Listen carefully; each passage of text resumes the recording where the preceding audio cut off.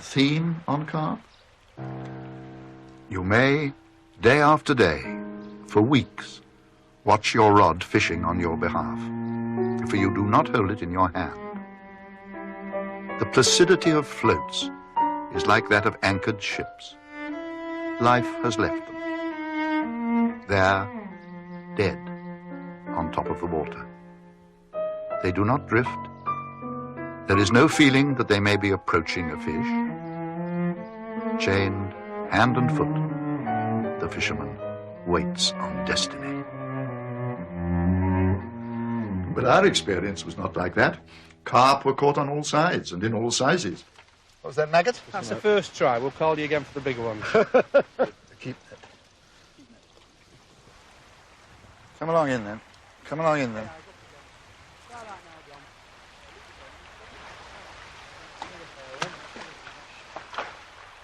Maggot.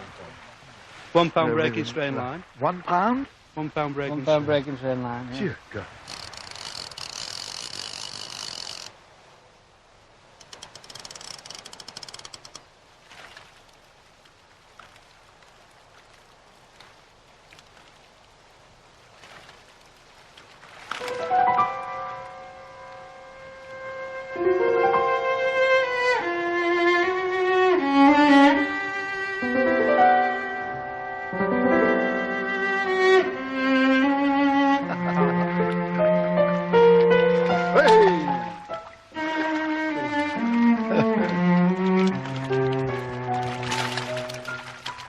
And at the end of the day, the fisherman next to us caught all these.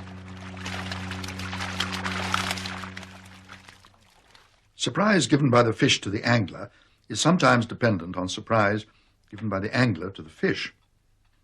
The ribble fish, for example, long under the tutelage of the Manchester anglers, are accustomed to be fished for with very small flies. These flies they see so often that they may be supposed even to know them by name, and to decide at once if they have been tied at Horton or are base imitations imported from elsewhere. These flies, if they are in a taking mood, they will take, although they know them, out of a proper gratitude for the care that is bestowed upon themselves. But sometimes they don't behave, and given the most inappropriate fly, they rise to it. Why? Because it was so unlike anything the ribble fish ever sees that after running rapidly through his list, he decided he'd better try it. Surprise jolted him from being a bored observer of the artificial flies he has known from fryhood into being an investigator, ready to sacrifice himself in the pursuit of truth. So wrote Arthur Ransome, and a small trout on the Tweed proved him right by investigating a 2-inch tube fly designed for the large maw of a salmon. What a disgrace. Poor little fish.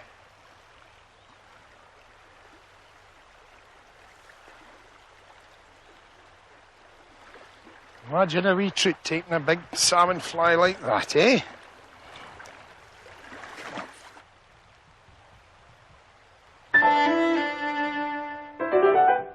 So far, you've seen the surprises that occur when you catch not what you expect, and not when you expect to, and not where you expect it.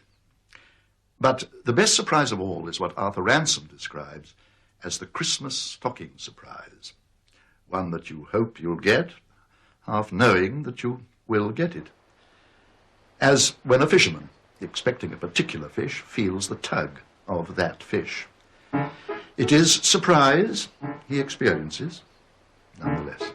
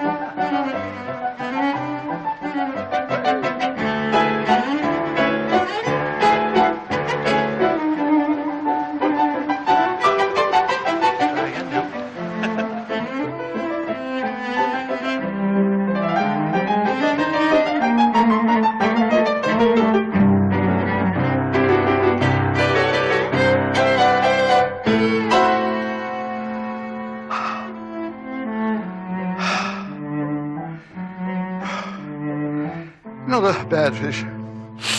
8 or 9 pounds. He spoke with quite appraisement.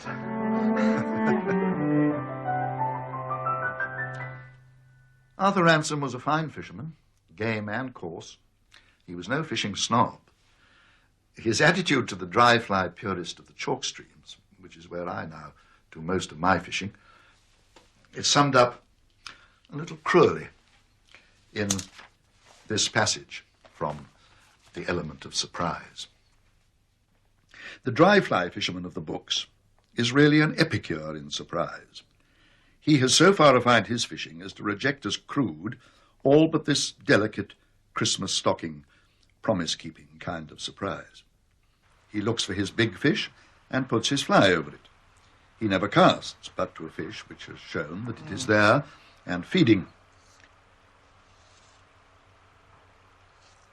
Ho, ho! Yes, thought so. I thought so. What he would do if affronted by the onslaught of an unexpected salmon, I hardly know. He'd probably hand his rod to the keeper. We, in the north, have more catholic appetites. We fish the rise, but also fish the stream, without waiting to know what is in it. We make ourselves liable to the surprise of a fish's taking hold at any time from the moment before our flies fall on the water to that in which we lift them for another cast. We miss, no doubt, more fish, but the quality of the surprise we caught is infinitely more various. It is for that reason that I would not be debarred from Ribble, Wharf, or Eden in exchange for the freedom of any chalk river, delightful though that fishing is in its prim, ceremonial way. I'm sure Arthur Ransome would have been keen to try the new tackle, fiberglass and carbon fiber rods, tube flies, even perhaps shooting heads or electric bite indicators, who knows.